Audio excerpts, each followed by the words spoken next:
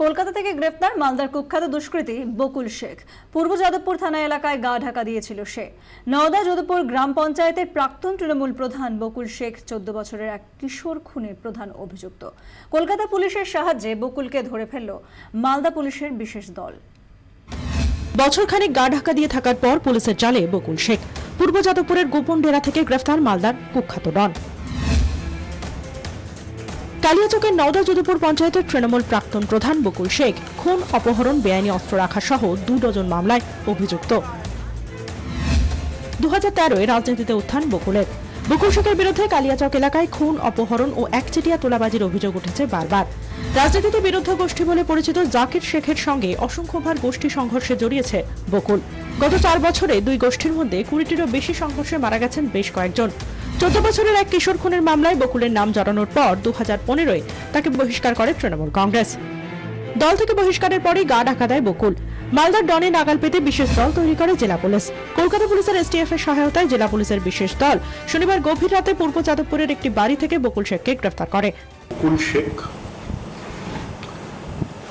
ওকে গতকাল মালদা পুলিশের একটা বিশেষ টিম কলকাতা পুলিশের STF এর স্থানীয়ভাবে সাহায্য নিয়ে কলকাতা থেকে গ্রেফতার করেছে। রবিবার বকুল শেখকে আলিপুর আদালতে পেশ করা হলে 2 দিনের ট্রানজিট প্রমাণ মঞ্জুর করে আদালত। সোমবার বকুলকে মালদা আদালতে পেশ করা হবে। ব্যুরো রিপোর্ট 24 ঘন্টা। ফের ডেঙ্গির ছোবল। এবার ডেঙ্গির বলি দমদমের সুভাষনগরের বাসিন্দা চৈতালি গাঙ্গুলি। দিন কয়েক ধরে জ্বরে ভুগছিলেন তিনি। এই নিয়ে সরকারিভাবে ডেঙ্গিতে মৃতের সংখ্যা বেড়ে দাঁড়ালো 15। অন্যদিকে ডেঙ্গি রোধে আজও সরেজমিনে মেয়র পরিষদ অতীন ঘোষ চষে ফেললেন রবীন্দ্রভারতী বিশ্ববিদ্যালয় চত্বর। ডেঙ্গি ছিল, সুযোগ পেলেই ছোবল মারছে। রবিবার শহরে ডেঙ্গির বলি আরও এক।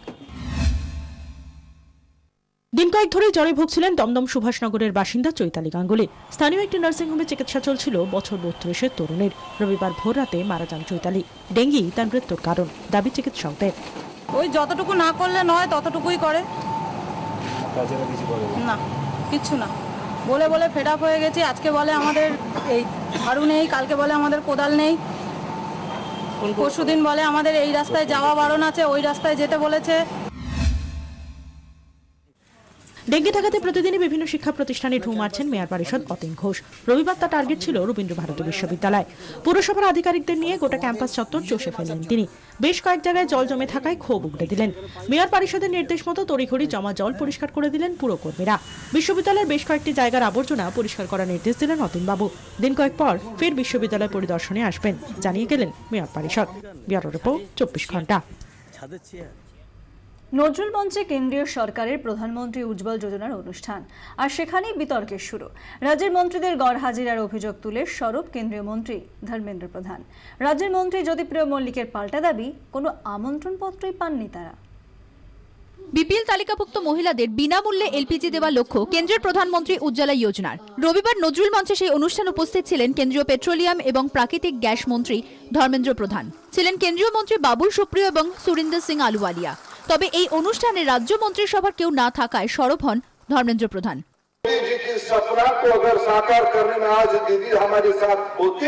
तो अच्छी होती, नहीं तो उनकी मंत्रिपरिषद की 1-2 लोगों को भेज देती तो भी अच्छी होती।